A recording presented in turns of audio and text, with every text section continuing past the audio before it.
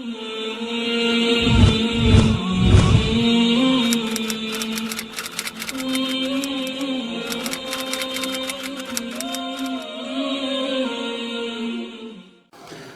آیت نمبر ہیں 156, 57 اور 58 آل عمران۔ یا ایھا الذین آمنوا لا تکونوا کالذین کفروا وقالوا لاخوانہم اذا ضربوا فی الارض او کانوا غزا لو کانوا عندنا ما ماتوا وما قتلوا لیجعل اللہ ذلک حسرۃ فی قلوبہم واللہ یحیی ویمیت واللہ بما تعملون بصیر ولئن قتلتم فی سبیل اللہ او متم لمغفرۃ من اللہ ورحمۃ خیر مما یجمعون ولئن متم او قتلتم لإلی اللہ تحشرون۔ اے ایمان والو، تم نہ ہو ان کی طرح جو کافر ہوئے اور انہوں نے اپنے بھائیوں سے کہا جب وہ سفر کو نکلیں ملک میں یا جہاد میں، اگر رہتے ہمارے پاس تو نہ مرتے اور نہ مارے جاتے، تاکہ اللہ تعالی ڈالے اس گمان سے افسوس ان کے دلوں میں، اور اللہ ہی زندہ کرتا ہے اور اللہ ہی مارتا ہے، اور اللہ تعالی تمہارے سب کام کو دیکھنے والا ہے۔ اور اگر تم مارے گئے اللہ کی راہ میں یا مر گئے تو بخشش اللہ کی اور مہربانی، تو بخشش اللہ کی اور مہربانی اس کی بہتر ہے اس چیز سے جو وہ جمع کرتے ہیں۔ اور اگر تم مر گئے یا مارے گئے تو البتہ اللہ ہی کے آگے اکٹھے ہوں گے تم سب۔ ان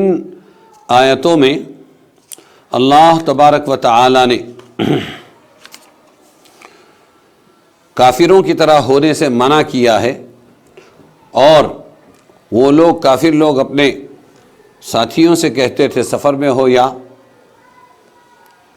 کہیں جہاد میں جائیں، اگر یہ ہمارے پاس ہوتے تو یہ نہ مرتے اور نہ قتل کیے جاتے۔ تو اللہ تبارک و تعالی بتا رہے ہیں زندہ کرنا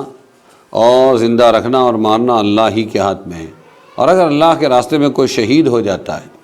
یا مر جاتا ہے تو اللہ کی طرف سے مغفرت بھی ملے گی، رحمت بھی ملے گی۔ تو اللہ تبارک و تعالی نے اس میں دلاسا دیا ہے ایمان والوں کو، اور تقدیر کی بات بتلائی ہے۔ آگے دوسری آیت ہے آیت نمبر 159، 159ویں آیت آل عمران۔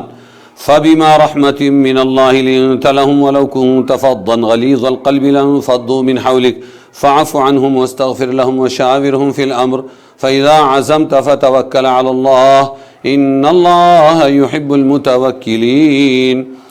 تو اللہ کی رحمت ہے، اللہ کی رحمت ہی سے آپ نرم دل ہو گئے، لنت لہم، آپ نرم دل ہو گئے صحابہ کے لیے، اور اگر آپ ہوتے تند خو، سخت اخلاق والے اور سخت دل، تو متفرق ہو جاتے یہ صحابہ آپ کے پاس سے، تو ان کو معاف کیجئے اور ان کے واسطے بخشش مانگا کیجئے، اور ان سے مشورہ لیجئے کام میں۔ پھر جب قصد کر چکے، ارادہ کر چکے آپ تو اس کام کا، تو پھر بھروسہ کیجئے اللہ پر، اللہ کو محبت ہے توکل کرنے والوں سے۔ غزوہ احد میں بعض مسلمانوں کی لغزش اور میدان چھوڑنے سے جو صدمہ اور غم رسول اللہ صلی اللہ علیہ وسلم کو پہنچا تھا، اگرچہ آپ صلی اللہ علیہ وسلم نے اپنے طبیعی اخلاق اور عادات عفو و کرم کی بنا پر ان کو کوئی ملامت نہیں کی اور کوئی معاملہ سختی کا بھی نہیں کیا، لیکن اللہ کو اپنے رسول کے ساتھ ساتھیوں کی دلجوئی اور ان کے دلوں میں اس غلطی پر جو صدمہ اور اپنے قصور پر جو ندامت تھی، ان سب کو دھونا منظور ہوا۔ تو اس آیت میں آپ کو مزید لطف و کرم کی ہدایت اور صحابہ کرام سے معاملات میں مشورہ لینے کا حکم دیا گیا۔ تو کیا کہا گیا کہ آپ کو اللہ نے نرم دل بنایا اور نرم کلام بنایا، اور آپ صلی اللہ علیہ وسلم کو نرم دل بھی بنایا، رحیم بھی بنایا، اور اگر ایسا نہیں ہوتا، الٹا ہوتا، تو یہ سب بدک جاتے، بکھر جاتے، چلے جاتے۔ لہٰذا آپ معاف کیجئے ان کو، ان کے لیے بخشش اللہ سے مانگیے، خود بھی معاف کرو اور اللہ سے بخشش بھی مانگو، پھر مشورہ بھی لو، ان کو عزت دو۔ تو معلوم ہوا کہ جو مرشد اور مربی ہوتے ہیں ان کی کچھ صفات ہوتی ہے جو تربیت کرتے ہیں۔ تربیت میں کوئی ایسی سختی اگر ہو جائے جس سے سامنے والے مایوس ہو جائیں تو تربیت حاصل نہیں کر سکیں گے وہ، اس لیے تربیت کا راستہ بتایا کہ آپ صلی اللہ علیہ وسلم کو اگرچہ جسمانی تکلیف پہنچی، روحانی تکلیف پہنچی، پھر بھی آپ ان سے درگزر کیجئے، اور جو کچھ آپ کو اللہ نے نرمی دی ہے، رحم دیا، یہ اللہ ہی کی فضل سے ہے۔ اللہ اگر آپ کو رحیم نہ بناتے تو آپ نرم نہ بنتے۔ نرم خوئی، خوش اخلاقی، عفو، درگزر، لطف و مہربانی کی صفات اگر آپ کے اندر نہ ہوتی تو اصلاح خلائق کا جو کام آپ کے سپرد ہوا وہ منشأ خداوندی کے مطابق نہ ہو پاتا۔ یہ بتلانا ہے،